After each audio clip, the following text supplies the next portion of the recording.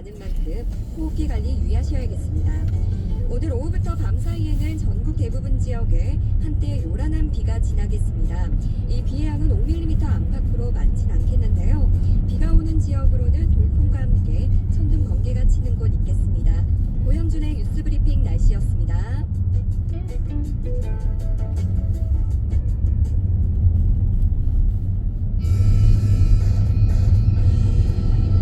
뉴스브리핑 아침 배송, 오늘은 경향신문 박순봉 기자와 함께합니다.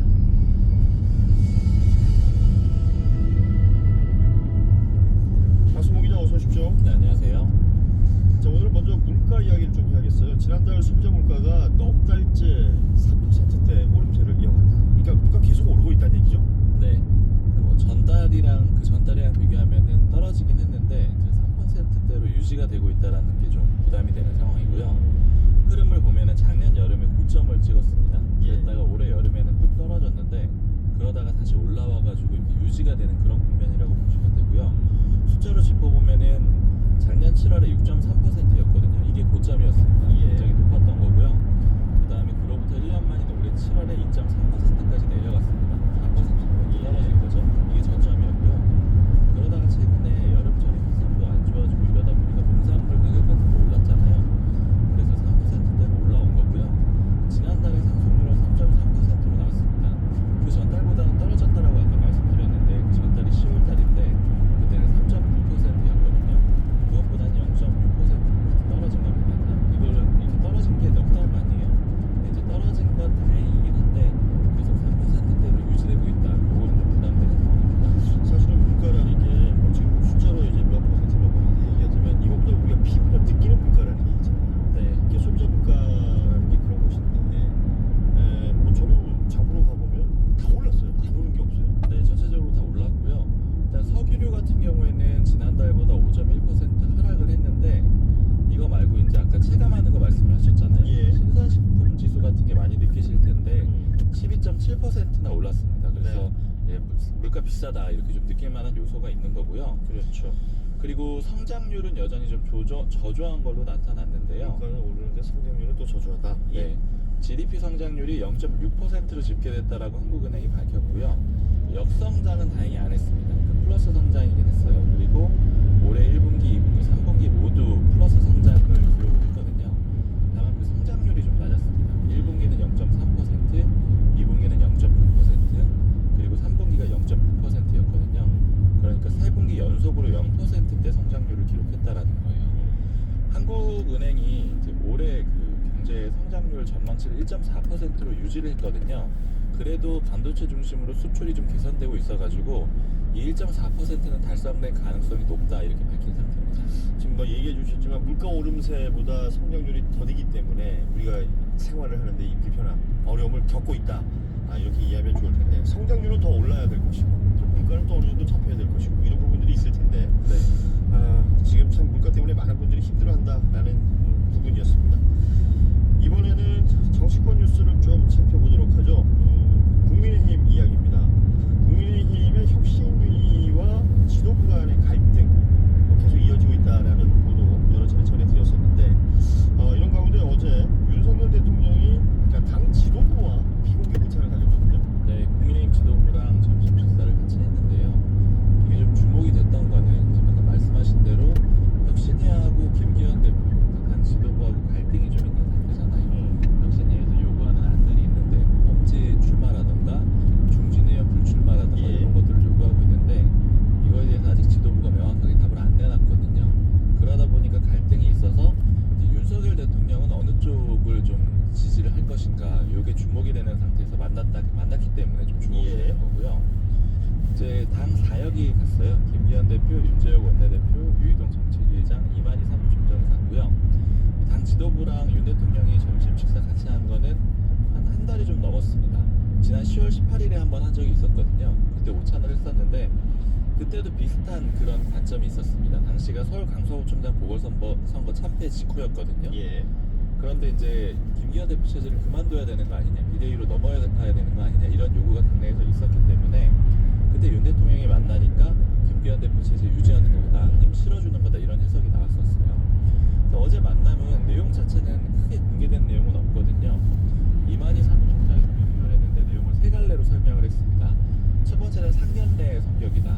최근에 대통령실 개편했거든요. 예. 정책실장도 새로 만들고 수석비서관도 새로 임명을 했는데 이제 이 사람들을 당 지도부하고 융사시키려고 하는 자리다 이렇게 설명을 했고요. 두 번째는 무역의 날이라는 점을 윤석열 대통령이 강조했다라 그래요. 그러니까 수출 현장 어려움도 잘 해결을 하고 규제도 혁파해야 된다 이 얘기를 윤 대통령이 했다라고 합니다. 그리고 세 번째 중요했던 메시지는 이제 부산 민심 돌보기라고 할 수가 있는데 가덕도 신공항하고 북한 개발 같은 거 부산 지역에 있는 것들이거든요. 예. 그 지역 발전에 의해서 차질 없이 추진을 하자 이런 얘기를 했다라고 합니다. 그리고 이제 아무래도 부산 엑스포가 잘 안 됐잖아요. 그래서 그 이후에 부산 민심을 돌보려고 하는 그런 발언으로 보입니다. 이제 관계자들한테 좀 얘기를 들어봤을 때는 이제 총선이나 혁신이 당 내부에 관한 얘기들은 안 나왔다라고 하거든요. 예. 그런데 일단 시기상으로는 김기현 대표를 만났으니까 김기현 대표 체제를 인정해 준 게 아니냐 이런 해석들이 일단은 나오고 있습니다. 근데 다만 제가 국민의힘 쪽에 이제 관계자들한테 좀 물어봤을 때는 이게 단순히 그렇게 보기만은 좀 어렵지 않겠느냐 이런 얘기들도 해요. 왜냐면은 김기현 대표를 이제 따로 불러서 만나야지 아마 그런 의미가 더 강하지 않았겠느냐 이런 네. 얘기도 있고요. 그리고 이제 힘을 실어주려고 했다고는 하지만 아직 인요한 혁신을 어떻게 할지는 좀 모르는 상태거든요. 그렇죠. 왜냐면 대표적으로 강승규 전 시민사회 수석이 어제 SBS 라디오에 나와가지고 했던 얘기가 혁신위 쪽에, 그러니까 지도부보다는 혁신위 쪽에 윤 대통령의 마음이 있을 것 같다 이런 얘기를 하기도 했거든요. 그러니까 아무래도 당장은 당내에서 나오는 얘기는 이제 예산 협상 같은 게 있어요. 그러니까 당장 처리해야 되는 문제들이 있거든요. 그리고 한동훈 법무부 장관도 아직 안 나온 상태잖아요. 예. 그러니까 그 전까지는 일단은 김기현 대표 체제가 안정적으로 굴러가야 되는 게 아니냐 이런 얘기들이 있기 때문에 그래서 만났다 이런 해석들도 있습니다. 어찌됐든 여권 내부의 갈등 상황들 얘기함에 있어서 그 윤심의 향방 이 얘기를 계속 하게 되는데 그런 와중에 당 지도부와의 이 대통령과의 오찬이 있었기 때문에 여러 해석들이 나오고 있는 상황으로 보이고요. 자, 또 한 명 주목받았던 인물이 원희룡 국무장관입니다. 아직은 예, 현직 장관이죠. 그러니까 내년 총선에 출마할 것으로 보인다. 뭐 이 얘기 많이 했고 그리고 이번 개각에 이제 국무장관 후보자가 또 임명이 됐으니까 바뀌는 네. 것도 맞을 것이고 그러면서 이제 험지 출마하겠다 이런 얘기를 또 스스로가 한 바가 있습니다. 그런데 개각 이후에 첫 번째 후보로 자는 일정이 논란이 되고 있는데 경북 지역에 가서 보수 기독단체의 행사에 갔었는데 여기 이제 정광훈 씨가 참석하는 그런 행사였기 때문에 이게 또 논란이 되고 있어요. 맞습니다. 그리고 거기 가서 했던 발언을 보면은 총선 출마도 좀 명확해 보이고요. 예. 그 다음에 이재명 민주당 대표가 있는 인천 계양을 출마도 시사하는 그런 발언을 했거든요. 이제 원희룡 장관하고 정강원 목사 발언을 좀 모아놨기 때문에 이거 한번 먼저 들어보고 얘기를 하시죠. 네. 우리 대한민국의 앞길을 가로막고 있는 걸림돌을 붙잡고 제가 헌신하고 희생하겠습니다. 와따 원희룡 간증 잘하네. 내가 아주 쏙 빠지게 하네. 쏙 빠지게. 원희룡 장관의 목소리와 정광훈 씨 목소리를 이어서 들었는데 대한민국의 걸림돌 네, 이라는 표현은 이게 이제 이재명 대표를 지칭하는 것이다 이렇게 해석이 되죠. 맞아요. 그리고 사실 이 정도면 굉장히 좀 구체적으로 말했다라고 할 수가 있는데 예. 이제 현직 장관이다 보니까 뭐 총선에 나간다 이런 표현 못 하거든요. 그래서 우리 대한민국의 앞길을 가로막고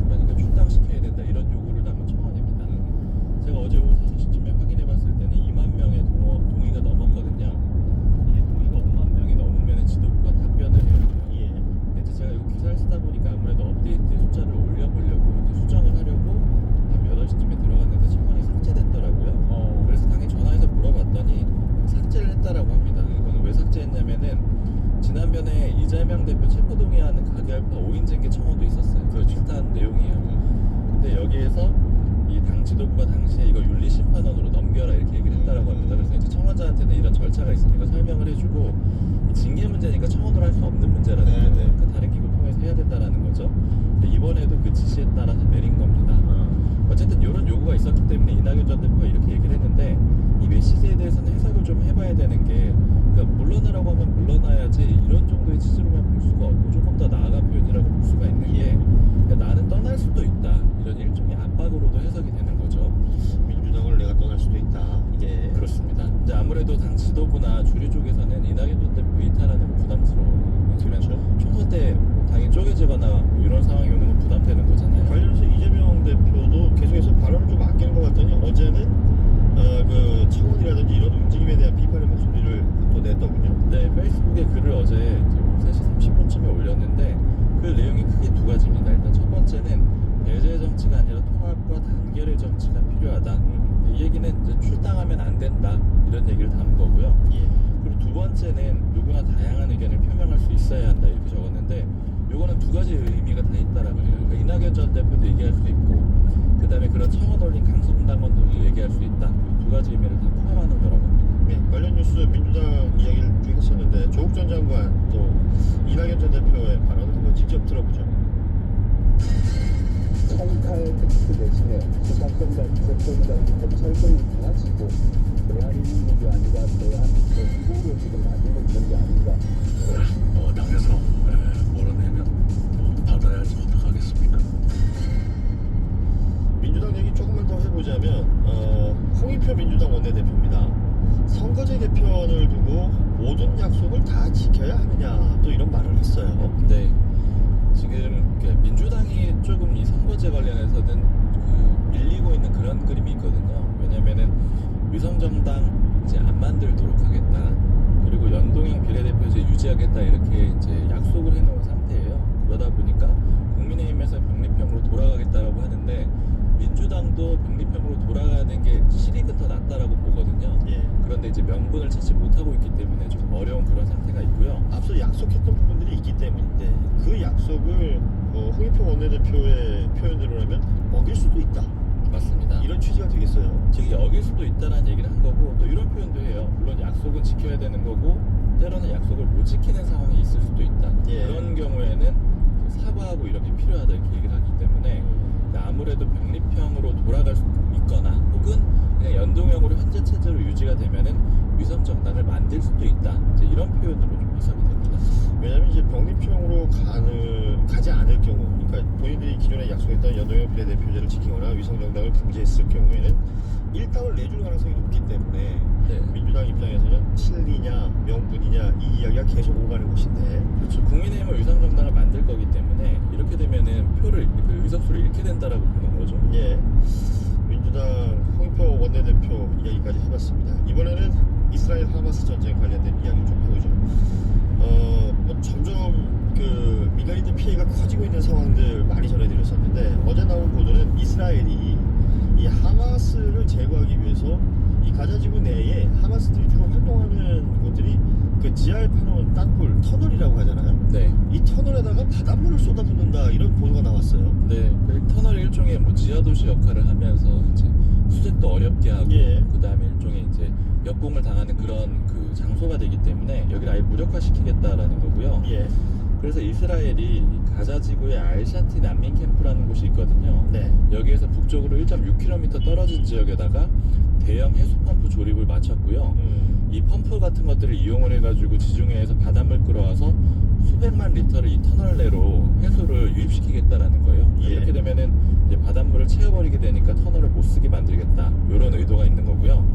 근데 다만 이 작전을 미국에도 알렸는데 미국에서 부정적이라고 합니다. 왜냐면 해수를 채우게 되면은 일단은 이 지하수가 오염이 되고 이렇게 되면 식수를 못 쓰게 되거든요. 그렇죠. 그러니까 민간인들이 살기가 어렵게 되는 거고요.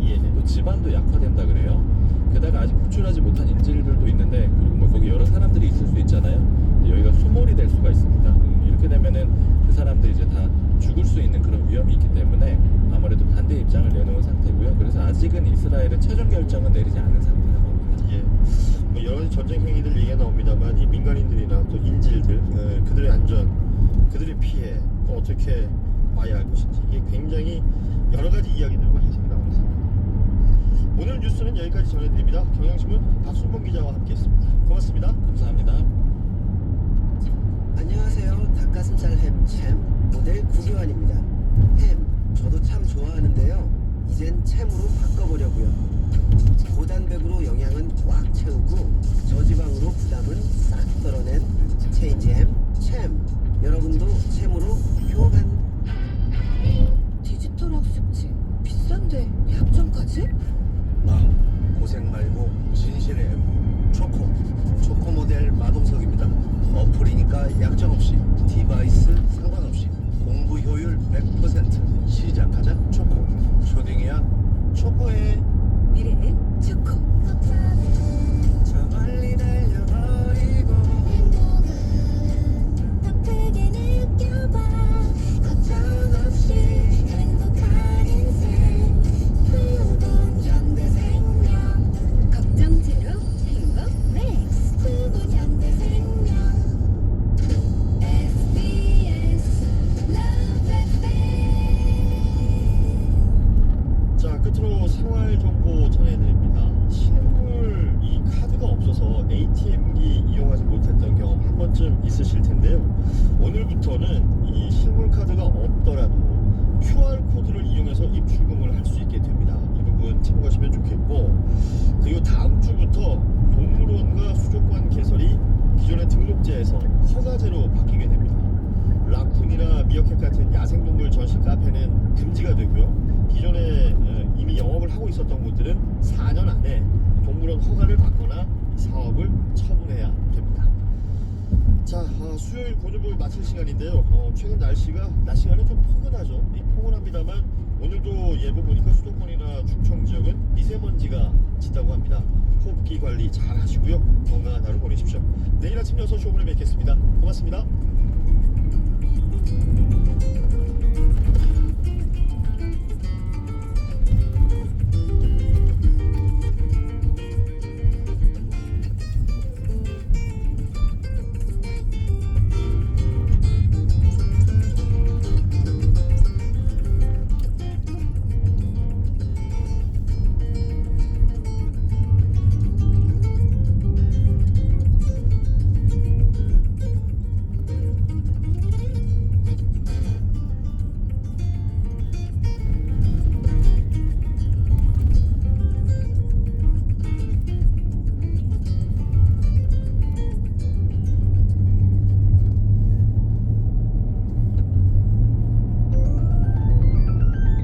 남다른 정수기술 청원아이스와 함께하는 SBS 57분 라이브입니다. 서해안고속도로 목포 쪽으로 80터널 부근에 사고 있습니다. 1차로가 막혀 있어서 안산 분기점부터 팔곡 분기점까지 4km 속도가 떨어지고요. 반대